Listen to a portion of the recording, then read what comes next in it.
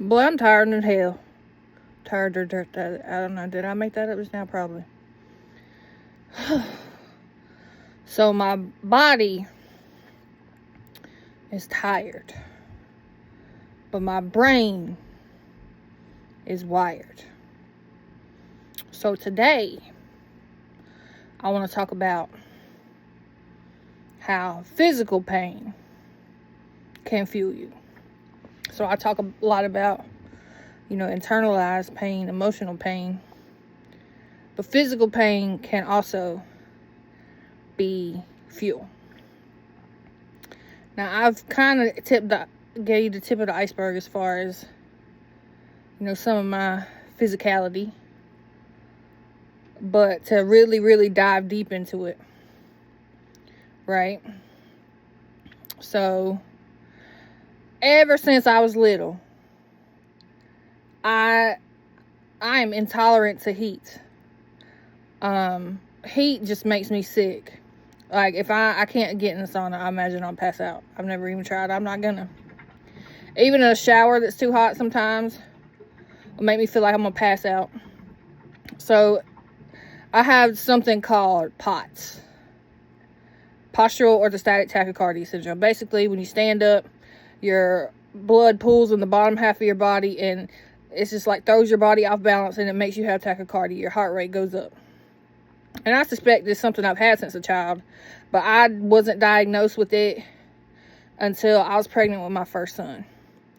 And you have more blood volume in your body when you're pregnant. So I kept, like, when I would stand up, I would pass out. So I kept having to go to the hospital. They ran out all sorts of tests. I had a Holter monitor. I've had stress tests done.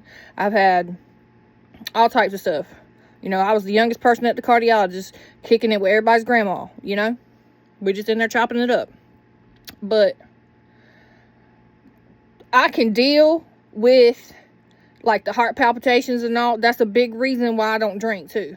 Because it would give me real bad heart palpitations. So it's like sobriety is not only for my mental health, it's for my physical health. Because it would make me, like, when I'm dehydrated, the heart stuff is worse. It ain't nothing that's going to kill me. It's more of a nuisance than anything. I would rather deal with palpitations than deal with heat intolerance, because heat intolerance is one of the main contributing factors of this. It's like something they say about, like, your autonomic nervous system can't regulate your body temperature. So I can't regulate my body temperature like a regular person can. That's why, other than because I'm a hot girl. I'm a hot girl. Like, during the summertime, you won't see me wearing nothing but shorts and tank tops, crop tops. Like, I'm suns out, buns out for multiple reasons. But I can't wear pants. I can't wear a t-shirt because it turns my body into an oven. I get way too hot. So to offset that, I have to drink a lot of water. But I bet if we get a sneeze, I feel it. God dog.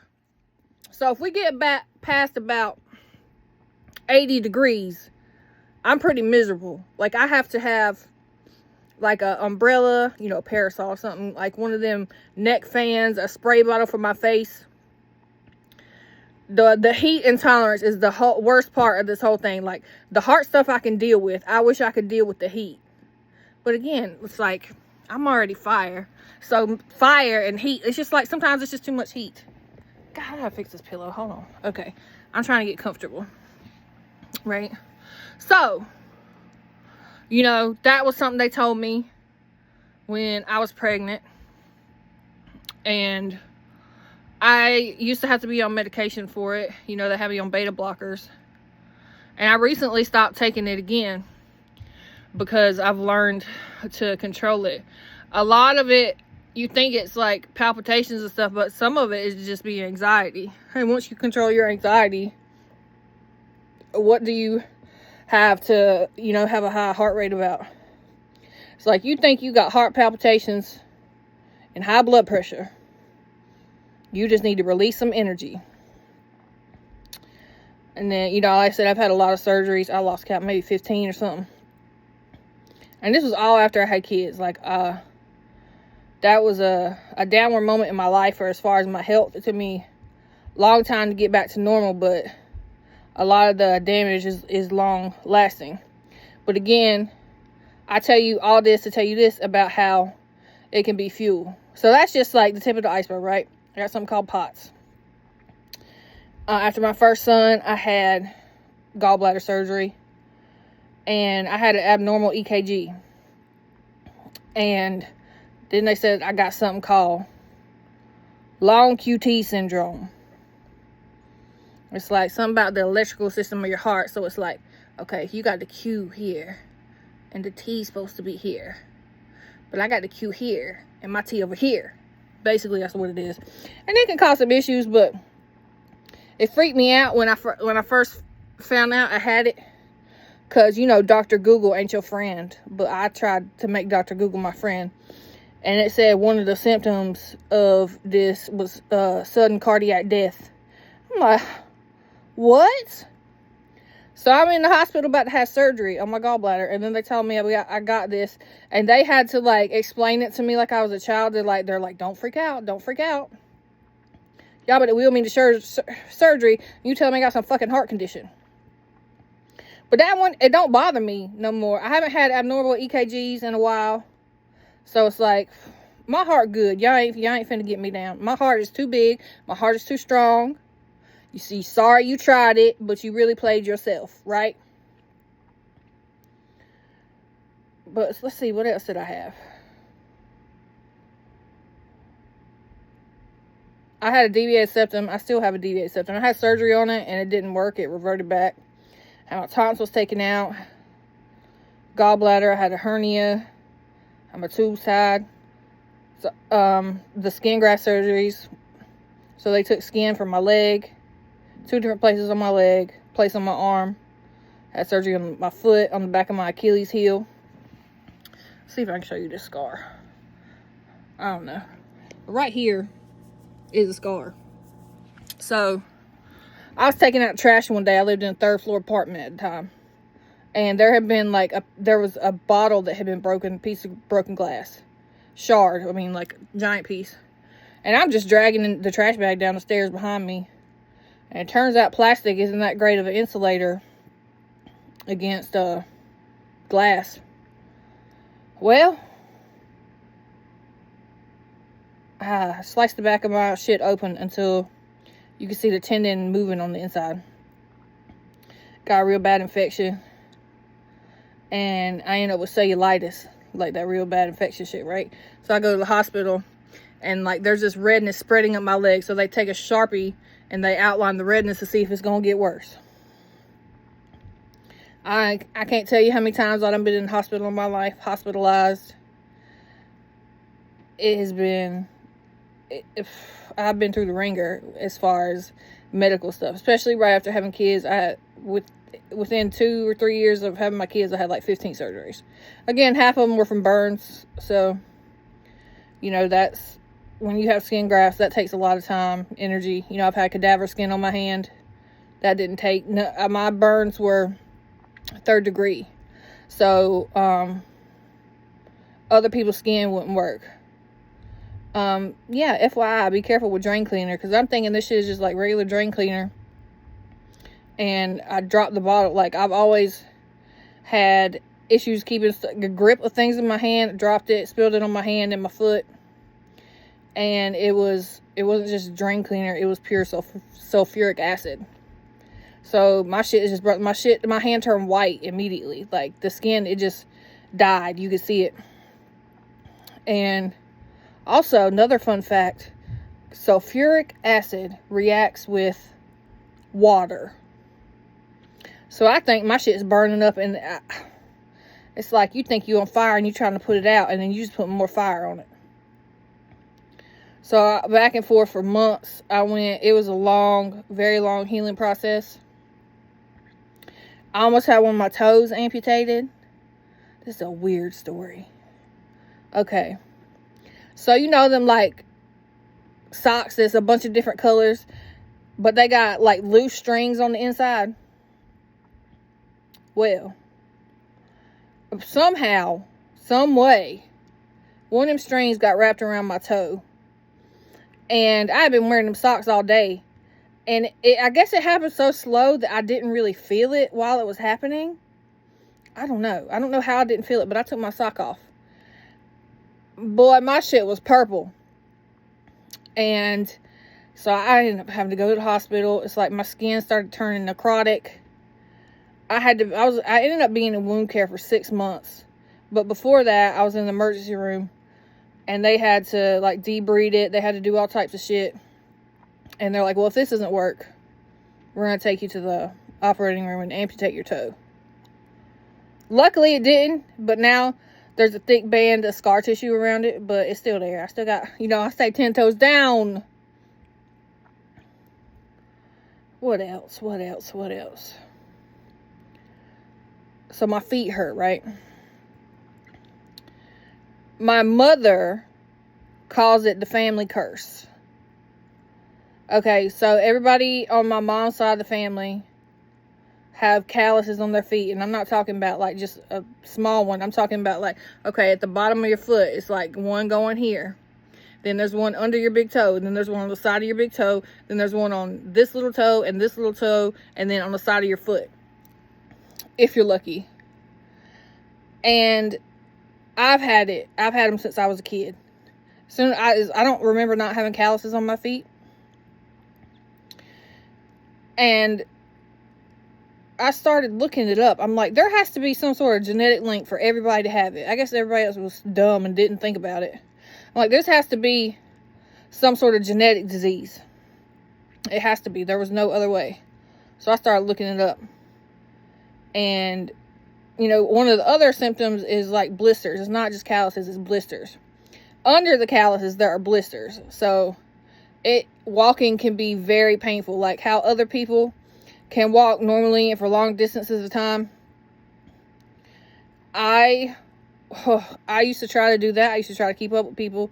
And I used to be on like the maximum dose of just Tylenol and ibuprofen every day just so I can function like a normal human being. And try to pretend I was one of them and go work at a job. And I was miserable. My body couldn't take it. And so I Googled my symptoms, right? This is one time Dr. Google worked out for me. I came upon this website called the PC Project. Like it fit all my symptoms to a T. And there was a genetic link. And there's this disease. It's called Pachyonychia congenita. And it's a keratin disease where the skin, I don't know exactly how the science of it, but the skin is weaker than it should be. And it causes the skin to break down and blisters to form. And then calluses grow on top of them. And there's no cure for it. Like the only thing you can do is trim your calluses down. But it makes walking long distances painful. I used to work at a factory where I was on my feet for 10 hours a day. And sometimes I would come home. I would have to like prop my feet up in the bed. I couldn't have nothing touching my feet. My feet would just throb. So this website I went to, turns out they do genetic testing if they suspect that you could have it. And they'll pay for it. So like I did the survey. They said they thought I had it. I did the genetic swab and I was right. That's what it was. So I had that. I knew there was some genetic link. But it's a very rare disease. There's an estimated 5,000 to 10,000 people in the world that have it. And I'm one of them. So even walking, like I said, I go out and walk every day. I don't always walk far. I do what I can do. But what I'm going to do, just sit in my bed and rot all day? I used to work at this factory. They'd be delivering y'all's packages every day. Right? But I've been instructed not to say their names so they don't sue me. Anywho. I used to be a packer. And I've had joint pain for a long time. But I feel like working at that job, the repetitive motion of it just tore my shoulders up. So I did like workers' comp and all that. And then eventually they fired me because I couldn't do my job. So it got to, that was the point where I realized that this working shit ain't for me, because my body literally revolted. My body said no more. I used to watch these older people at my job, like this one man would walk around with a cane, and I'm like, there is no way in hell that will be me. Okay, at mid-30s, my body said, this is enough. We're not doing this. So, you know, they do all these tests and all this shit. First on one shoulder, then the other. They said, what did they say I got? Hold on. I don't know. It's a lot. I know I have bursitis. I have tendinosis, which is like degenerative. I have arthritis in birth shoulders. I have arthritis in birth shoulders. I have arthritis in both shoulders. I have slap tears on birth. One more again. Say that one more again. I have slap tears on both shoulders. So I have pain in my shoulders a lot. MRI. Where did you go? Get up on back here. Come on now. We have technical difficulties over here. Hold on a minute. And so then I'm seeing one of these doctors, and he's like, I wonder if this pain can be coming from your neck. Do you have neck pain? I'm like, yeah, buddy, I got pain everywhere. What you mean? And when you're yourself, you only know what's normal to you. It's like, I didn't know that it wasn't normal to be in this much pain. I didn't know that not everybody felt this pain. I'm like, yeah, all my joints hurt, buddy. What you mean? So, you know, he's like, okay, we're gonna send you for a neck MRI too. I'm like, okay. So I'm gonna get to that in a minute. Okay, let's see. Okay, shoulder. Blah, blah, blah, blah. Okay, impression. Tendinosis, tenosynovitis, tear of the anterior and superior and posterior and superior labrum with partial detachment at the labral condylar junction, blah, blah, blah. Prior sprain, prior capsulitis, small effusion, mild AC joint capsular thickening. I'm making up new words and shit, you heard? Thickening. Subacromial, subdeltoid bursitis, fibrocystic changes of the greater tuberosity. Like, I should take all these and put them in a fucking poem. That would be the left shoulder. And then on the right shoulder, I think it's more the same thing. Rotator cuff tendinosis, blah, blah, blah. Blunting, peripheral tear of superior labrum and tear at the labral condylar junction of the posterior superior and posterior labrum. Blunting and scarring of the anterior labrum. Prior sprain, capsulitis. Findings which can be seen, blah, blah, blah. Small effusion, AC joint arthrosis, and subacromial bursitis. So, I had pain in my shoulders for years. And I was just thugging it out. Like, I just thought it was normal, you know? And then they're like, well, maybe we should look at your neck. I'm like, oh, okay. So then they're going to tell me some other shit. But I don't give it power. It's like, okay, this is what you said I have. And you gave me a scientific explanation, but I'm not going to give it any more power than it already has taken. Okay, MRI. Degenerative disc disease. Primarily in the mid-cervical spine. C4, C5, spinal canal stenosis, right foraminal stenosis, C5, C6, spinal canal stenosis, left and right foraminal stenosis, reversal of cervical lordosis, and scoliosis. So, I probably had scoliosis for a long time, looking back in pictures. Now, I'm like, oh yeah, it makes sense. Like, if you see my face, it always looks like one eyebrow's raised and kind of like my face is off kilter. Especially in videos. I don't really notice it until I watch a video. And I'm finna show you why. So, most people have scoliosis like in their lumbar or thoracic spine. Mine is rare because mine's in my neck. So, I saw a picture of my bone structure. And I was like, this is somebody else. Right? I want you to look at this. So that's the scoliosis. And then because my bone structure is like that, this shoulder sits higher than this one. So it's like all connected, all three. excuse me, and all these things are supposed to support each other. And then I found out I had all that shit all at once. I'm like, God damn. Like, I've been dealing with this for years and I didn't even know it. I was just thugging it out. I was working with all these problems until my body just said, fuck that. So the majority of my bodily issues are in my joints. I don't know why. I don't know why it's systemic. I don't know if it's like Ehlers-Danlos or whatever. I'm not a doctor. But then I'm like, damn, my lower back hurts too. So then I did an MRI on that. What'd they say? What did they say? Okay. So they said there's variant lumbar anatomy compatible with developmental variation. So they told me I got some shit called Bertolotti syndrome.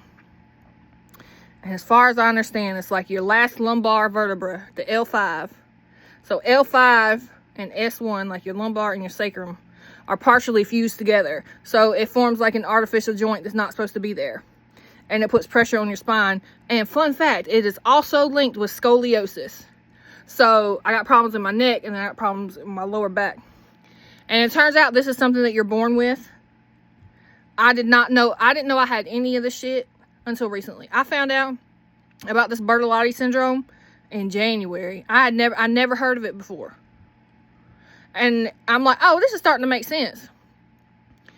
And all the things that are associated with this condition, like what it can cause, because it throws your spine off kilter. It's like, if you look up what is associated with this, then it's like all this other bullshit. Because what did they say I had? Okay, I got disc bulges in L3, L4, L4, F5, blah, blah, blah. Multi-level lumbar spine degenerative change. I need the x-ray though. The x-ray shows more. X-ray lumbar. There we go. Don't play with me. When I tell you bring your punk ass up, you come up. Don't play with me. I don't know who you thought I was. Okay, hold on. I'm about to fight my iPad. X-ray. This fucking iPad gonna need an x-ray. Let me go to files. Don't even play. But yeah, they say I got the degenerative disc disease and facet joint arthritis. So yeah, I got arthritis in a lot of my joints. And my feet too. So that can make it harder to move. And if I let all these things, if I let them have power over me, I would just lay in bed and not do nothing with my life. I would never go out. So it's like I go out every day, even though it's painful for me. Even though it's like sometimes by the time I get back here, it's like my body is hurting. Like, okay, I gotta lay down. I use ice packs. I use ice packs a lot. I got a heating pad. That heating pad is no joke. And you know, it's a little worse in the winter because I be feeling like somebody's grandma because they be talking about, oh yeah, I can feel the cold coming on. I can feel it in my bones. Yeah, that's me. And that's so true. Like, because when the weather gets cold, it just does something to your joints. Bro, you're right here. Stop. Let me see if I can find it in my pictures. I feel like I'm missing something. So yeah, I say all that to say, like, I have these, you know, conditions. I don't call them disabilities. That word has too much power over me. They want it to be a disability. You know, I'm disabled in the sense, as far as the government knows, you know, like disability.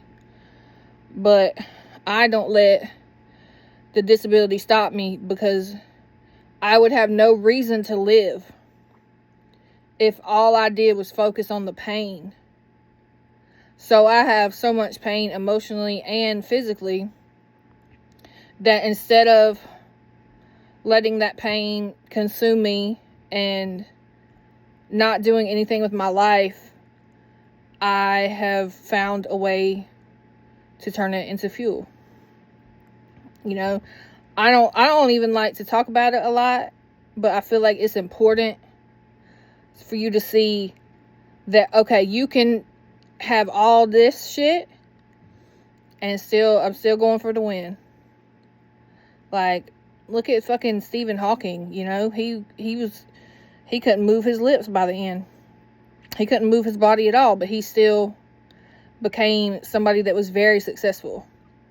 And I feel like if you're somebody that has a disability or somebody that has pain, if you're somebody that is given a lot of obstacles in life, like I've been given a lot of obstacles in life, well, all you have to do, you know, that's why they call it an obstacle course, right? You're supposed to go through an obstacle is something that is meant to be overcome. So that's what I do. Like, I overcome obstacles. I leap over hurdles. I ain't running though. You ain't finna see me run for nothing. I can't. I don't remember the last time I ran anywhere. But I still exercise. You know, I can't do a lot of, like, I'm not about to lift no weights. That would terrorize my joints even more than they are. You know. All my major joints hurt. Like, there's joints that I ain't had tests on yet, but I already know what they finna say. I already know. You ain't gotta tell me. And another thing is, like, because my joints are hypermobile. It's like my joints move more than they should. My arms are double jointed. I've always been able to do that. Like, when I was a kid, my body was like a contortionist. I could fold myself up like a pretzel. But now, my joints have lost that laxity. So now it's like that grating. My joints rub against each other. Like, if you try to see me pop and lock it, well, it's gonna stay locked. I ain't getting back up. You know, if my knees, it sound like a bag of chips. Like, if you take a bag of chips and you just crunch it, that's what my knees sound like. And I feel like a lot of it's systemic, because your spine affects your entire body. And when your spinal alignment is off, that affects everything. You know, I lose my balance a lot because what a lot of people don't know with scoliosis is, like, one leg is a little longer than the other. So it's hard to walk. I can't tell you how many times. Sometimes I be walking around like a drunk person. But I still ain't gonna fall. You ain't gonna catch me slipping. So yeah, all these things I look at like they are obstacles that I am meant to overcome. This is just a hurdle for me to jump over, because if I let it stop me, like, yeah, I be at home chilling every day. Sometimes I go out, but I be in here in my own world. Like, I don't go to the world that this pain wants me to go to. I take the pain and I put it to work for me. You know? And I look at it like right now is the best that it will ever be. Because the most of the things that I have are degenerative, meaning gets worse over time. So, you know, if I don't take the time now, what's going to happen when I'm older and really, really can't do it, really, really don't have that range of motion? And I pride myself on the fact that if I didn't tell you, you wouldn't know. And it used to bother me. It's like, damn, I just be walking around like a normal person and don't nobody even know all the shit that I got going on.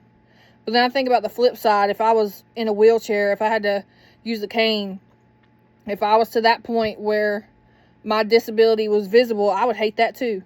Because I don't want nobody's sympathy. You know, I don't need your sympathy, because I don't even feel sorry for myself. I don't feel sorry for myself. So what? It hurts. So what? Like I said, pain is fuel. So it's like, even though I do have some physical issues, it's nothing that's going to kill me. It just hurts a lot.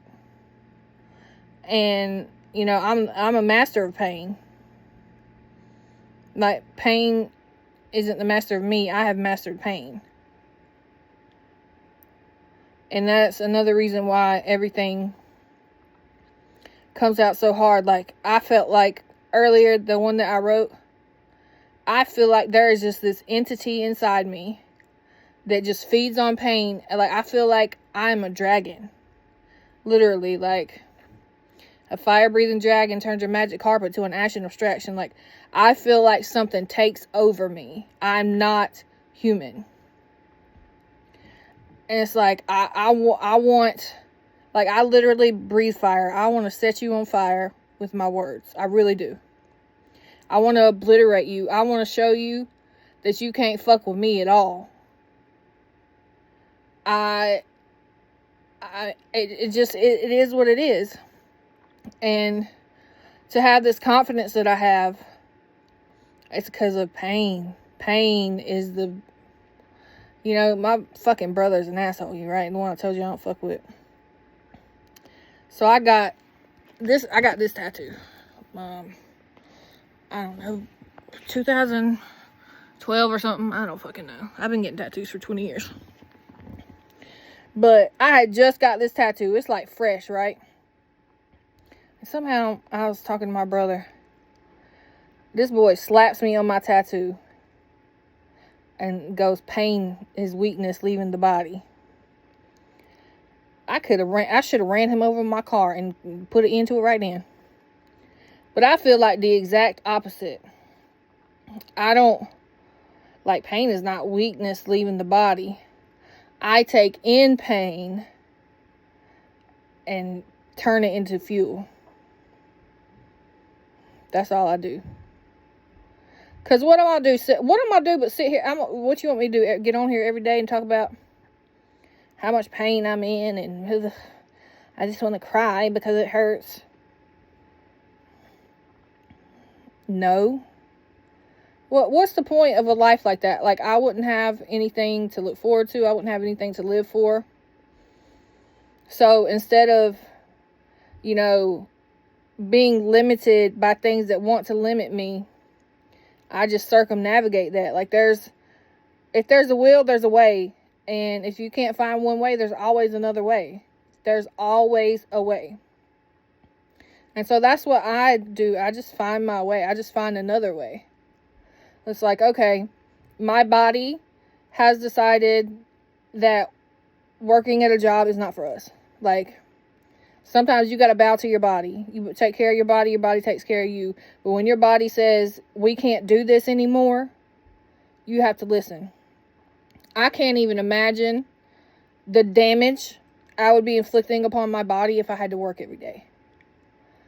That's when I would be like, ugh, I hate everything. It sucks. Life is terrible. Because I would just be in so much pain every day. I would grind all week.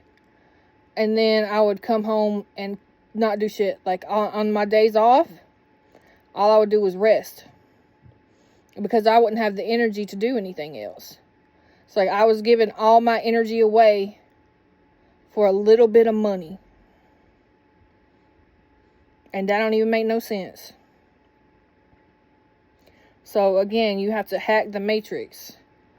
I'm not going to do that. Even if it wasn't my body telling me no, I always felt that I was meant for more.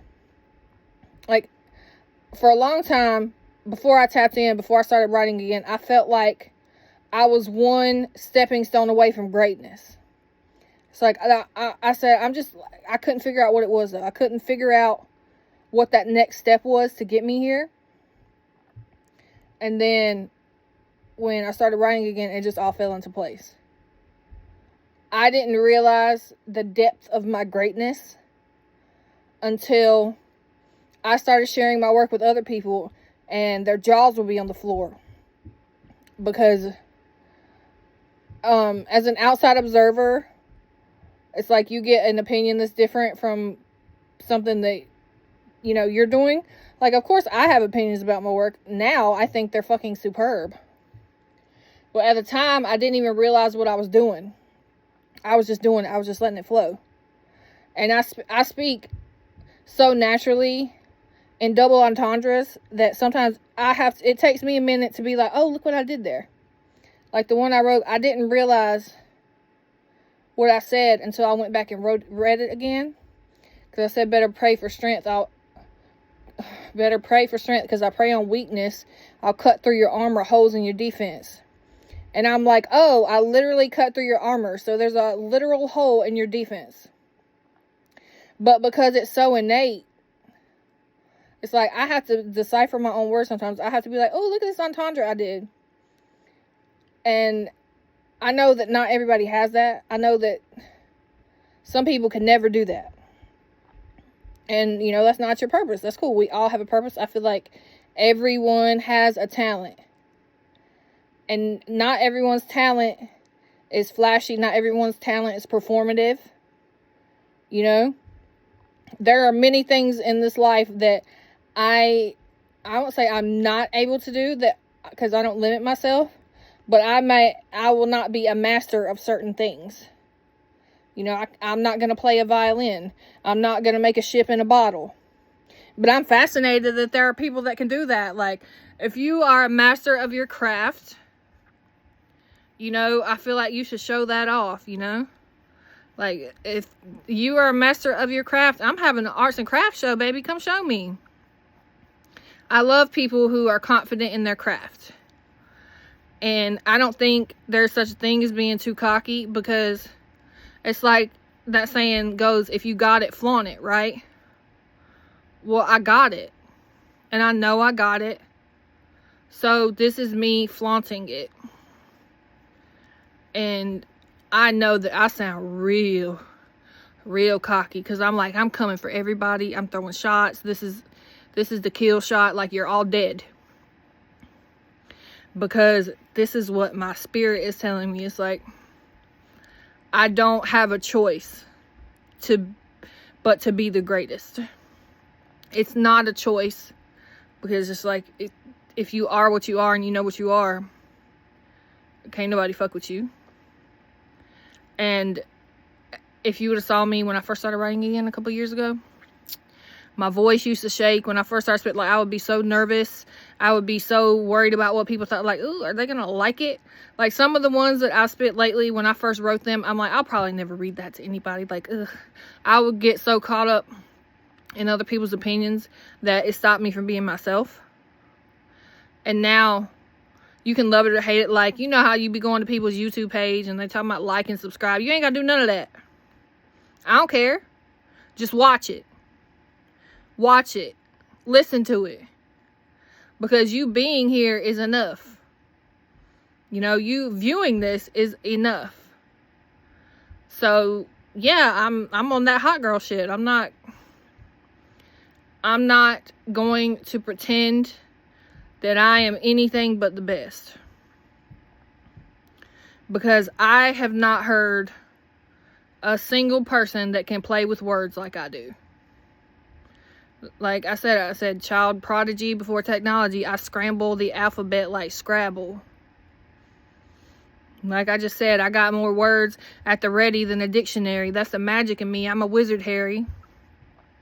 And it comes to me one word after the other. It's like I be having word vomit.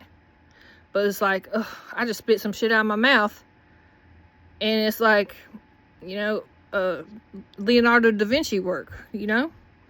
It's like I spit some shit out of my mouth over just something I was thinking about just now. And it is something that they're going to be talking about 400 years from now. Like, they're going to be listing my name with the greats. Because that's what it is. And if you are comfortable enough performing your craft, why not be the best at it?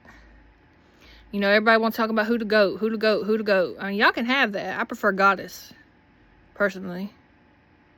I don't try to label myself with things that other people want. Like, y'all can have that. Y'all can argue about who to goat all day. I don't want to be the goat. I'd rather be a goddess, because, you know, the goddess created the goat. You dig? But not everybody likes that. Not everybody likes that cocky energy. It's like you about to see like a UFC fight or something, and one of these motherfuckers got a real big mouth on them. They just pumped it. They just jumping up. They in your face, and they about to take a bite out of you. But then it's like they bring that same energy to the fight, and then like they hit you with a one-hitter quitter, and it's done. And then like that one dude, I don't fucking know his name. He's like, I would like to apologize to absolutely fucking nobody. That's right. Apologize for what? Like, and people hate people like that. But only because you don't believe in yourself as much as they believe in themselves. Like, being cocky can rub some people the wrong way. But I would rather you call me cocky, egotistical, arrogant than unsure of myself, self-conscious. Like, if these are the adjectives that we have to choose from, I'll take cocky all day. All day. Like, I love it. I love words like that because it's like, oh, this person believes in themselves so much. Like, I told you, I used to get introduced, like, this girl would introduce me. She was like a friend of me. She would introduce me, like, she was like, this is Regina. She thinks she's the shit. Knows she's the shit. Yeah. Why would I devalue myself and act like I'm not the best just so other people don't get their feelings hurt? That don't make no sense to me. I'm not going to pretend like I'm less than I am because you don't know your own worth. That ain't got nothing to do with me. I got to get up. Hold on. Oh, that's another thing I do.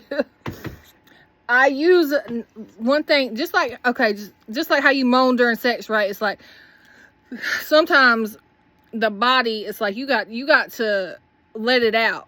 So sometimes I'll be getting up and be like, oof. Oh, this is not, they ain't even lying. This is me getting up. Ooh. Right? Because I feel like it's just releasing that energy. God, my ass is numb. That's what I get for trying to sit on the floor with a pillow. Ooh, cow. Ooh, fuck. Much better. I forgot what I was talking about. Yeah. It's like, oh, fuck, what's in my eye? It's like even when you're in pain, you gotta release that energy. You should see how I get out of my bed. Like if I'm laying down, my arms, I can't really use my arms as leverage anymore. I can, but it really hurts. It's like, you know how if you're sitting up in bed, like you lean on your elbows and then you push off your arms. Well, I ain't doing that just because I know it's not gonna feel good. So instead, you just have to find another way. So instead, now I got some long ass legs. Like, I'm 5'9" and real fine. So what I do is like, I'll kick my legs up in the air and then bring them down in a seesaw motion. And now use that perpetual motion to swing myself up out of bed. That's how I do it.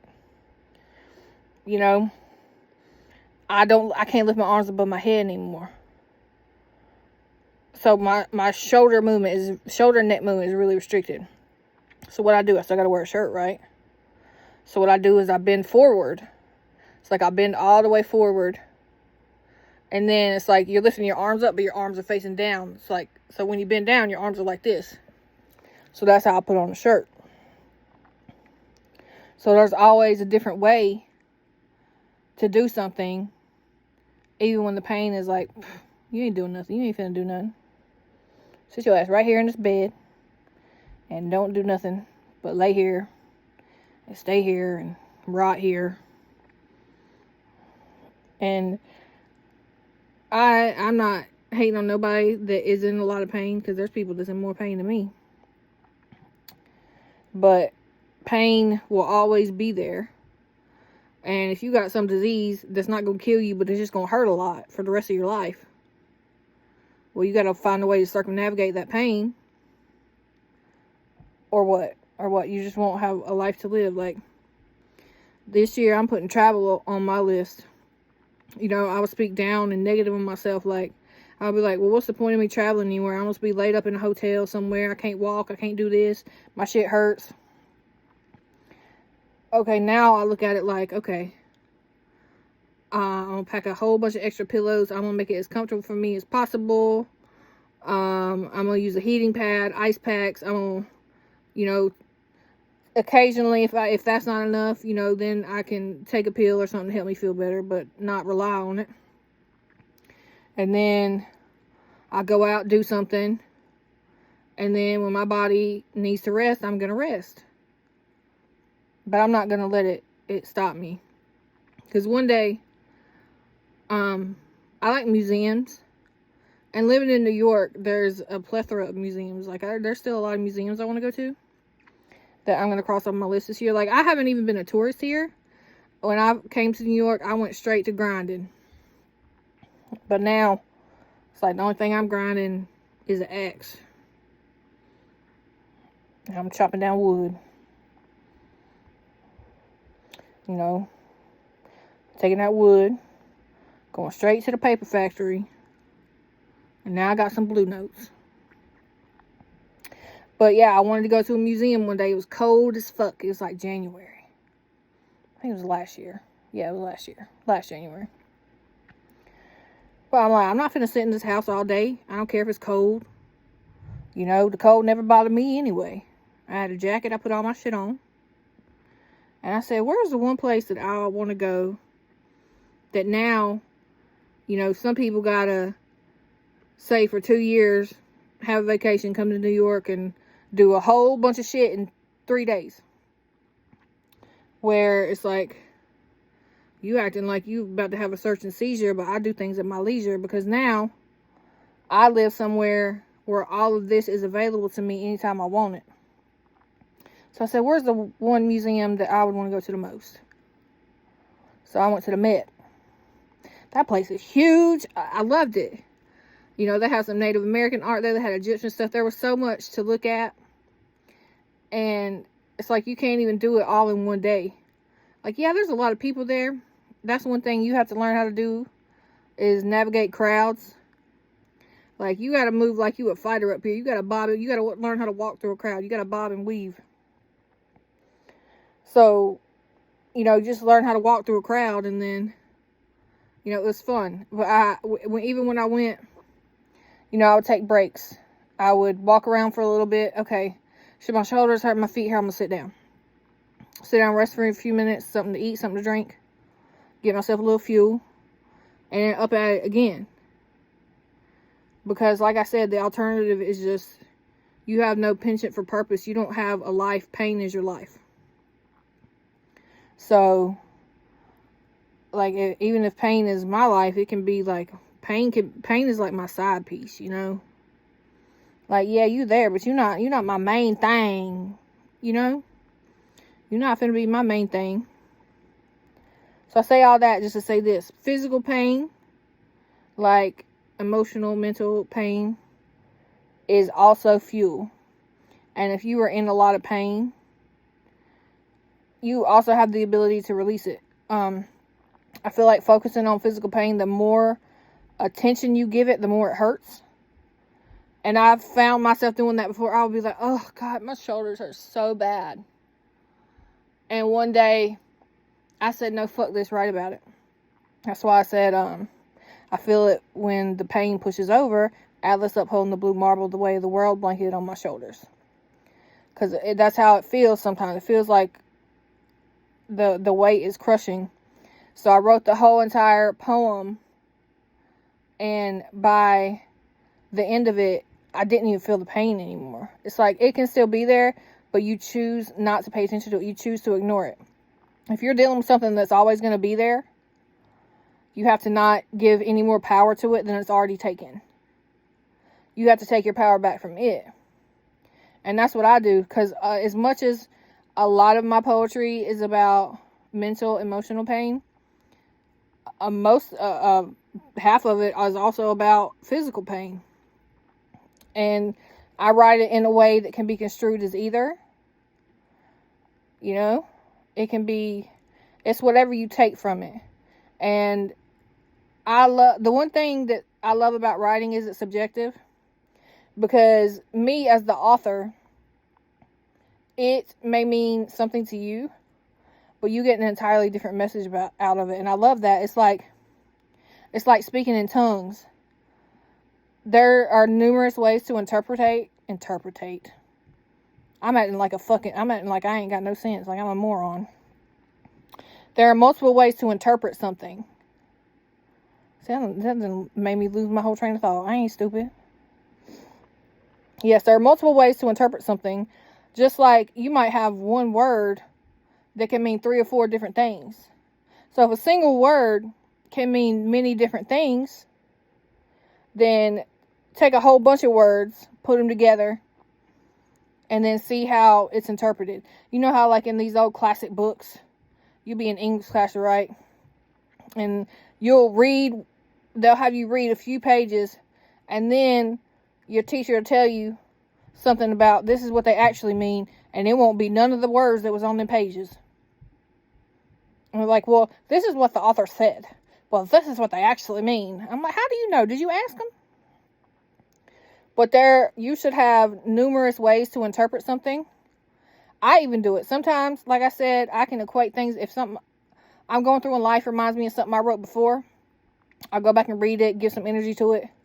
But I might get something different than what I originally gave it. So it doesn't even always mean the same thing to me. And that's what I think is so great about the power of creation. It's like a creation can be many things. It's like a multi-tool. It can be many different things used for many different purposes. And if you get something for if you get something from something that I write and you take something from it, that's all I want. I'm not here for likes or views or subscriptions. If you see something I wrote and it resonates with you, I have done my job. You know, and I talk to people like this in real life. I was talking to somebody yesterday, and they're like, yo, that's a really good analogy. I'm stealing that. I'm like, you ain't even got to steal it. You don't have to steal it, because I gave it to you. Because I could have kept that to myself. Like, one thing about me, I don't talk for nothing. So if I'm talking, you better listen. You know, some people talk just because they got lips. No. I talk because I have a purpose. I have words that need to be spoken. So I'm going to speak them words. And there's always a purpose behind it. So it's like, you ain't got to steal nothing from me. If I gave you something, feel free to take it and use it. Because you know what? I gave it to you. This is me giving it to you. And you ain't even got to credit me. You ain't got to say that you heard that from me. Be like, yo, I heard this shit on YouTube. Some girl, she was real fire. And then next thing you know, everybody going around saying my shit. Because it's like a game of telephone, right? You done heard it through the grapevine. It's like, I'm the grapevine. And then I'm just passing around grapes to everybody. And that's why I do this. Not only because I'm out to prove that I'm the best. I don't have to prove anything. I already know I'm the best. But also because I feel like people can relate to what I'm talking about. And I can tell you in a way that is easy for me to speak and for you to listen. It's like I'm speaking a whole different language, but I'm speaking it to people who understand the language, you know? Like, y'all, if you are here, it's because you speak the language. Like, I'm over here speaking in tongues, and it ain't for everybody. I was spitting the bar to somebody, and they're like, that might go over a lot of people's heads. This ain't for them, then. If it goes over your head, it's not meant for you. Like, what's understood don't need to be explained. This is for people who understand. And if not, at some point, I'm sure somebody will be in the comments explaining this bar to you. Be like, oh, did you hear that? This actually meant this and XYZ. It's like when you're really good and you get all these views and then people start like, oh, this bar went over y'all's head. Let me explain that to you. And I feel like a lot of stuff goes over a lot of people's heads. Like, I'll say something plainly, but I'll subvert the words. Like I said, I'm the rock covered with paper cut from a different cloth. And a lot of people don't know that that was just a rock, paper, scissors reference. I'm the rock covered with paper cut from a different cloth. Literally a rock, paper, scissors reference. And some people, that's like, that y'all ain't nowhere near that. Like I did that the other day. I did 3 lines of the Missy Elliott song. I put my thing down, flip it, and reverse it. But I said I put my thing down, I pick up my crown, some shit. And then some, like, that was the start of each line. So I'll take something that's already there and then turn it into something else. But a lot of things go over a lot of people's heads. But I'm not, it's like, I will give you the words, but I'm not going to interpret them for you. Sometimes I'll be like, oh, did y'all see this? Y'all, like the rock, paper, scissors thing. Because I want you to see what I'm doing, and you may not necessarily understand that. But 99% of the time, I'm just going to leave you to figure it out for yourself. Because if you can't understand it, not saying you won't always be able to, but you just might not speak the language yet. You got to learn to speak the language. And you have to speak the language of the people. That's why people that know how to twist words and manipulate words, they speak the language of people. If you play with words, then you've already won. Not everybody can play with words. Not everybody can manipulate words. Not everybody can do wordplay. You know? And it is just something to me that's innate. I've always played with words. You know? Because people try to play me with words. And so I got fucking sick of that. So I'm like, I ain't never listened. I ain't even listened to my mama. I ain't never listened to nobody. I always knew that I was different. Like, my mama used to tell me to watch my mouth, and I would tell her to give me a mirror. And I'm sure some of y'all like, I would smack that fuck out of you. Wish the fuck you would. See, a lot of parents be acting like gods, like your children is supposed to worship you. And, like, first of all, y'all acting like y'all are perfect people that ain't never made no mistake, and your children, like, parents be authoritative, like they be dictators towards their kids. It's like, do what I say or else. They don't give their children a choice in who they're going to be. It's like, you try to make your children into who you want them to be versus who they actually are. And that's my problem with my mama. Like, parents, you shouldn't want your child to worship you. You should want your child to have a mind of their own. Because guess what? My kids talk back to me just like I talk back to my parents. But how am I going to get mad at that? Because I'm the same way. But it's funny, though, because my son is so funny with it. I asked him one day, I was like, yo, Damon, you want me to make you a sandwich? And he knew exactly what I was asking. Like, he knew what type of options he had. You want turkey or ham, boy? And he got this inquisitive look on his face, and I knew he was about to eat me with some shit. I said, what kind of sandwich you want? And he acts like he's thinking. And he goes, an ice cream sandwich. I couldn't even be mad, because that's some shit I would have said. I just had to high five him. You know? I don't want my kids to worship me. You ain't got to listen to everything I say. In a perfect world, sure, every parent wants their child to listen. I ain't trying to listen. I was rebellious. A rebel with a cause. And just because you my parent don't mean you are God. Especially if you're not tapped into your godhood. But I be seeing so many parents that act like their kid's supposed to worship them. And like they walking on water and your kid's supposed to do everything you said just because you said so. And that was never me. You know, a lot of people want to smack their kids for the way that I would talk. But for what? Just because you want them to respect you, but they don't. You got to earn respect. And acting like a dictator to your kids ain't going to earn you no respect. It's just going to make your kids rebel against you even faster. Like, you ain't no parent God. Your kids ain't even supposed to listen to everything you say, especially if you leading them astray. Especially if you telling your kids the wrong thing and you want them to listen to you. I think one of the worst things that a parent can do is teach their children religion. Ain't it funny how, like, the local religion is always the right one? It's just so crazy that the church that is 2 miles away from your parents' house is the one true religion in the world. And I would tell my mom that, she don't understand. I'm like, well, if you were born in the Middle East, you probably, be Islam, Buddhist, Hindu. And it's just crazy how where you are located geographically in this world just happens to house the right religion. And kids are taught some bullshit that somebody else's parents taught them and taught them and taught them. You be trying to tell your children what to believe because that's what you were taught. It's like you want your child to be a sheep. And that's why I broke free of that shit. Like, they tried to bring me up in that Christian shit. Look how that worked out. If you're going to teach your child religion, teach them all religions. How about you teach them stuff from every religion so they can make the choice about what's right for them? Or no, you ain't going to like that, huh? Like, what if you hardcore Christian and then your child resonates, with Islam instead? Oh, no, baby, that's a problem, ain't it? It's like you don't want what's best for your kids. You just want your kids to be a better version of you. But you suck. I would never teach my kids religion. I believe spirituality is very important. But religion is for sheep that are still asleep. You need somebody to save you. You can't save yourself.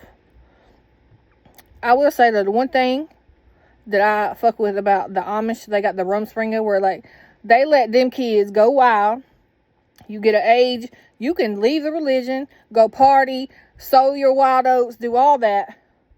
And they're given the choice of whether they want to leave and live life in the outside world or come back and be part of the religion. And most of them come back because they're given a choice. Religion doesn't give people choices. It's like, you're going to follow this religion and you're going to burn in hell for eternity. Religion is very fear-based. Well, I mean, the heat don't bother me. I'm hot enough. I'm going to just act like that. Like, if I'm going to burn, I'm going to burn. What? They teach you, like, it's such a scam. They teach you that your riches are waiting for you in your next life. That's why you got to be poor in this one. And then give 10% of your money to the church, which is a multi-billion-dollar corporation. The church got more money than you, but they still be, the church pimps, they be acting like they beggars. They be passing the plate around, acting like the lights finna get turned off. And they got more money than Jesus. That's a shame how that works, ain't it? But you can't tell people that, If you have to pay to have a religion with God, that is a scam. But it's done amongst so many people that it's commonplace. It's the norm. You ain't finna get me to do nothing. Listen, my parents used to make me pay tithing. I'd be madder than hell. I got $50 for my birthday, and you talking about I need to pay 10% of that in tithing. And their excuse is, well, God gives you everything you have, so, you can give your 10%. How about no? How about the goddess is me, and I'm taking 100% for me? Giving something away because somebody told me to. Imagine that. Imagine giving my riches away. Like, how they say don't block your blessings? You giving your blessings to somebody else. And then you don't even know what they're using your money for. Yeah, don't look up what these religions are using your money for. Because you're going to be real mad. Got billions of dollars. Y'all be building malls and shit. And very little of it goes to philanthropy. You would think that churches, right, being the pure organizations they are, they wouldn't be rich at all. They would be giving away all their money to the poor. Why they ain't giving their money to the poor? Why they not helping the world, Oh, they might help one or two people just to make them look good and get a tax write-off. But these churches ain't doing nothing. Church is a scam. I don't care what nobody say. Think I'm fucking finna pay to have a religion. Think I'm finna pay to have a relationship with God. because you told me to, and somebody told you to before that, and so on and so forth. And it's all just like, it's like a game of telephone that's passed down through generations. And it's like, none of this shit existed thousands of years ago. There was different gods they believed in. But now this is like the modern day shit. It's like, ain't it crazy how every couple thousand years there's a new god we worship? And people are so convinced that it's true. But, you know, a couple thousand years from now, to be somebody different. I might be the god from now. They're going to be like, look at all she accomplished in her life. They're going to be reading my shit like it's the Bible. And look at me now. But look how they're going to be hyping me up when I'm dead and gone. You know, that's how I look at it. They want to give you something to believe in because you don't believe in yourself. Ooh. But that'll hit you hard. So yes, I don't subscribe to religion. You can call me a heathen. I don't care. But I'm not about to come out of pocket. That's out of pocket. If you think I'm finna come out of pocket to give God money. It's like, where's God at? Let me write God a check. Because it's like, all these people that claim to be prophets of God and are speaking God's word are human. And y'all be looking at it like the word of God. But humans are fallible. So how can you take something as the word of God when it's preached by a human? I don't know. And they tried so hard to shove it down my throat. And I would feel so guilty when I would do certain things that I knew were against the religion I was forced in. Until one day, I don't remember what really broke the shelf. But one day, I just knew that it wasn't true. I just knew it wasn't. And for a few years, I didn't believe in God at all. Like, I didn't believe in any God. I'm like, fuck, all this is bullshit. Now, I realize that God is everything. You know, God is the universe. We are God's creation. The universe created us. We are made of pieces of the universe, pieces of stars. Like stardust is in your blood, iron. So, the universe is everything that exists. So that means that is God. I don't necessarily believe that God is a person, but God is everything that exists. Like, how can all of creation, big as it is, be contained in a body? It's too much energy. A body wouldn't be able to contain that much energy. So God exists, but is God a person? Not necessarily. We're pieces of God, and if you know that you're a creation of God, that means you can create too, and then when you create, you're God. And it's taken me a long time to reach such simple conclusions because I had to clear myself of the airwaves that were being polluted by people who believe in something so strongly just because their parents told them they should. And I broke the cycle of that. And so, religious people, I'm not for y'all. Sorry. I mean, I got love for y'all, but I'm just not, like, y'all probably ain't here listening to me right now. And if you are, you real mad. Like, don't let nothing I say make you mad. You know what they say? If somebody, he who angers you controls you. Don't let me be in control of your emotions. Don't let me, if I'm not giving you anything but hype energy, all you should be feeling from me is hype energy. All you should be feeling from me is good energy. And if it don't resonate with you, throw it away. Like, okay, she said that, but I don't believe that. I don't even care what she say. People get so caught up in other people's opinions. Why? You shouldn't care about nobody else's opinion. Everybody got one. A lot of them suck.